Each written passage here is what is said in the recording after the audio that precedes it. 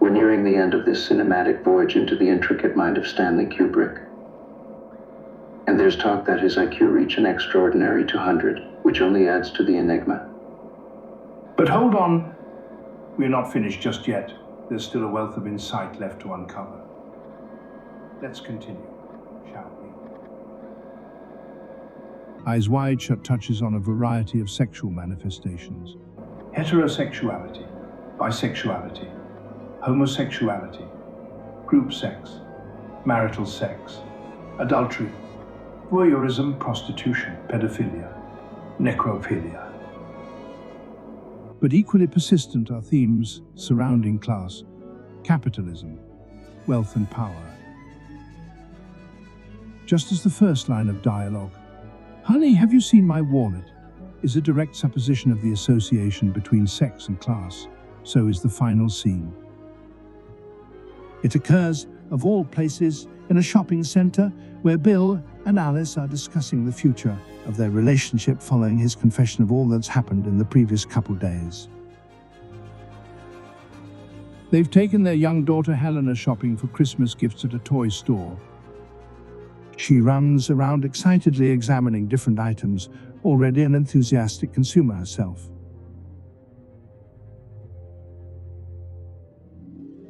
In this setting, the Harfords are surrounded by a kind of decadence, perhaps just as pornographic as any of the film's sexual depictions. Racks and shelves bursting with toys, dolls, and teddy bears, mass-produced for consumption by the greedy people buzzing eagerly about them.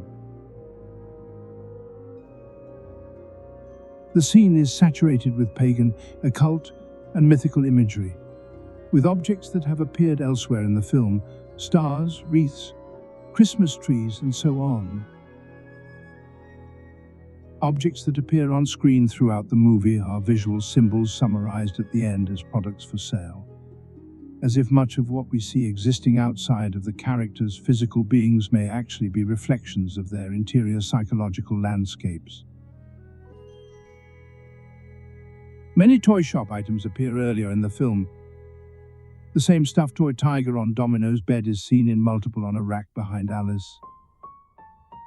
The antique baby buggy that Helena plays with recalls a stroller in Domino's apartment building. Carlotta Jr. boxes are visible, with a picture of a girl doll and a mini baby carriage, mirroring Helena with the baby carriage in the same scene.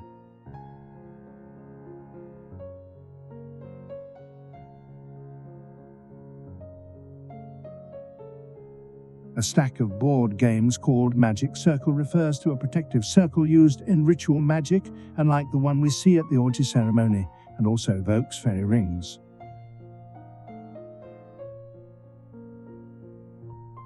At the film's opening, Helena mentions the Nutcracker while dressed in a tutu and fairy wings, and in the store she looks at a Nutcracker-themed sugar plum fairy Barbie doll that's wearing a similar costume, which also resembles the angel ornament atop the Harfords' Christmas tree, and recalls Cupid, Sabrina, and Giselle. Helena holds up the Barbie doll, happily exclaiming, "Look, Mommy!" Like her parents, she's bought into the corporate lie, the ignorant acceptance of themselves as little more than expendable playthings of the rich. This fabrication is perpetrated by corrupt superpowers whose only interest is to continually undermine the personal self-image of people who are not of their class, for their own use by any and all means, including manipulation, murder, and selling manufactured reproductions of plastic women in shiny boxes. Alice responds with a meek smile, seemingly resigned to Helena's materialism. Superficially, her reaction is due to exhaustion from staying up all night in light of Bill's confession, and she's distracted by their current conversation. But on a deeper level, Alice is perhaps exhausted by the misogyny perpetuated throughout society, including by herself and Bill. As they stand in a toy store, realizing for the first time that they themselves are toys, or maybe still not realizing it, depending on one's interpretation.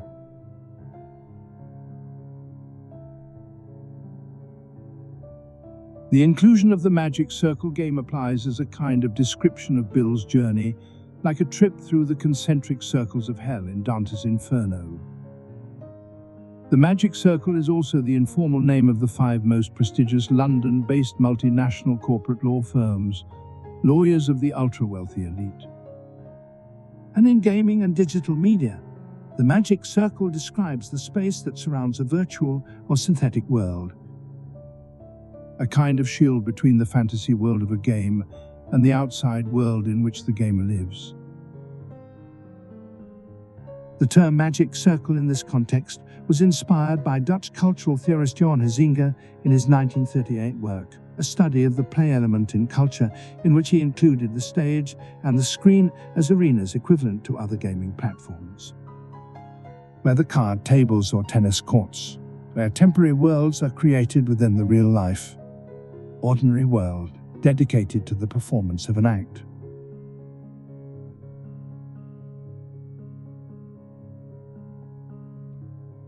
In the toy store, Alice wears black shoes, black pants, and a black turtleneck sweater under a long tan overcoat.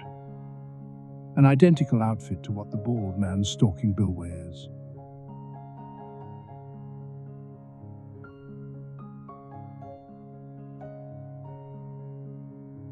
Alice has her hands in the coat's front pockets, just as the stalker does, implying he actually represents her. As if Alice is the one following Bill in his own guilty, paranoid mind.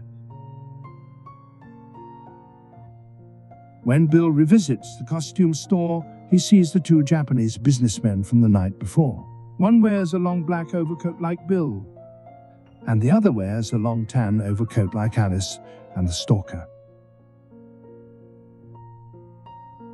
The immediate cut to the toy shop scene is a medium shot of Helena walking towards the camera wearing a black hat and long black coat, as a woman wearing an identical, albeit of course adult-sized, black hat and black coat crosses past Helena with her back to us.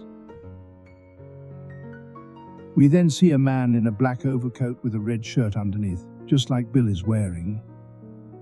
Then a second woman wearing Helena's same black hat and coat walks by, past the magic circle boxes, as does another man wearing Bill's same black coat and Alice's black turtleneck. And then a third man wearing Bill's coat appears. This guy has the collar popped like Bill did during his night walks, and bumps into Bill as he passes him in the bustling store. Bill turns to look at the man as he walks by.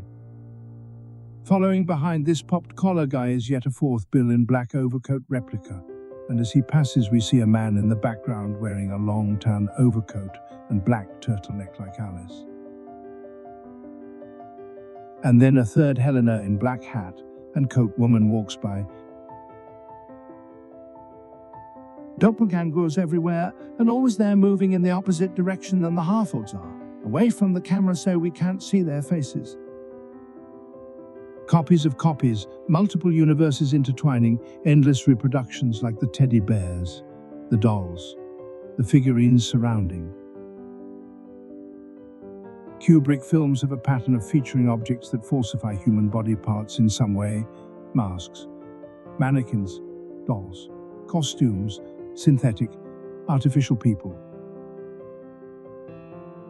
In A Clockwork Orange, eyeball cufflinks, nude women body tables, a penis sculpture, masks that Alex and his cohorts wear, and his one eye done up with doll-like false eyelashes. Killer's Kiss has a memorable climactic fight scene in a mannequin warehouse, where 2 characters hurl plaster body parts at each other. In The Killing, the thieves wear clown masks during the robbery.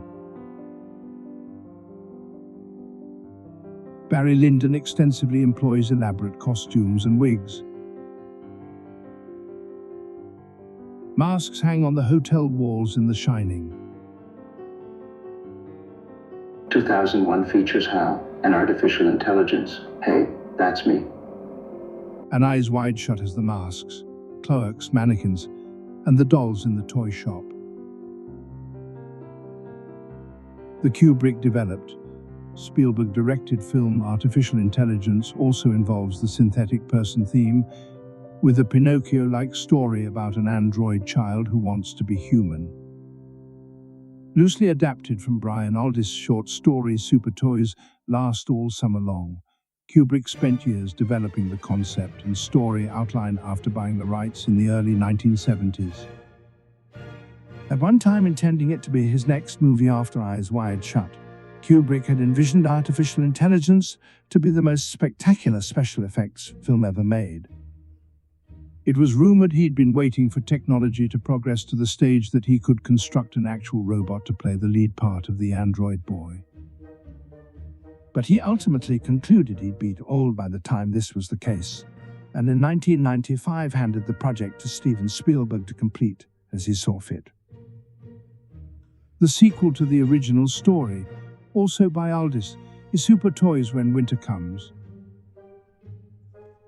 We first see Helena wearing a fairy princess costume, and she asks her parents if she can stay up to watch The Nutcracker, an 1892 ballet with a fantasy narrative about toys that come to life, and includes the character Sugar Plum Fairy. This links to Kubrick's second wife Ruth Sobotka, a ballerina and actress who had starred in a production of The Nutcracker, and also as the character Charlotta in a Chekhov play, which links back to the Carlotta doll. Considered a Christmas classic, The Nutcracker has been adapted numerous times throughout various media, as has the 1903 fantasy operetta, Babes in Toyland, by the same guys who first adapted the Wizard of Oz book into a stage musical. A fairy tale involving nursery rhyme characters and Christmas themes, the original stage version of Babes in Toyland involves some rather dark plot elements. A pair of orphan siblings escape being killed by their wicked uncle and end up in the magical fantasy world of Toyland, where they encounter the Master Toymaker, an evil genius who creates toys that kill. But the demon toys turn on the Toymaker and kill him. And there are more deaths, but also lots of dolls and marionettes. Over the years, subsequent stage and screen versions of Babes in Toyland toned down the darker elements, dialed up the family-friendly Christmas elements, and the Master Toymaker evolved into a kindly old man. It includes the songs Toyland and Go to Sleep, Slumber Deep, and the characters Contrary Mary Tom Tom, the Spirit of the Pine, and yes, the Master Toymaker, who designs all the toys of the world. The ending scene of Eyes Wide Shut was filmed at London's centuries-old toy shop Hamleys, which rhymes with Stanley's, as if he is the toy maker. The puppet master pulling all the strings, Mary, Tom Tom, Spirit, Pine, Marie, RM, double toms, spirits. Remember Eyes Wide Shut was filmed in London's Pinewood Studios, Christmas trees. The final toy shop scene, at Christmas time, ties together images that appear throughout Eyes Wide Shut by way of the Kubrickian motif of synthetic beings, as if everything in the movie is a toy, everyone a doll, a dummy playing a role, a piece in a game.